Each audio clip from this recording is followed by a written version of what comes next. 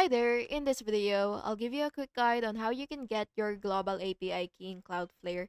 So please listen carefully to each step that I will be explaining because I will describe everything clearly so you can follow along.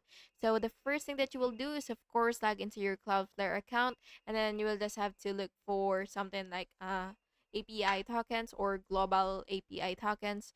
And once you see it, you will just have to click it and wait for it to load. And here you should see global API key, and what you will have to do is you will click view, which is right here, and then you will just have to and by the way, if you're asked like this, you will just have to click send verification code, and then after that you will just have to of course click the button below so that you will be able to receive that code.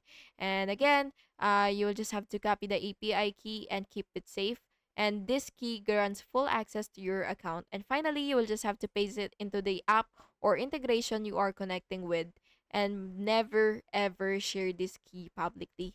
And yeah, that's basically just it. I hope you found this video helpful, and if you did, please make sure to like and subscribe for more videos like this. Thank you and have an awesome day.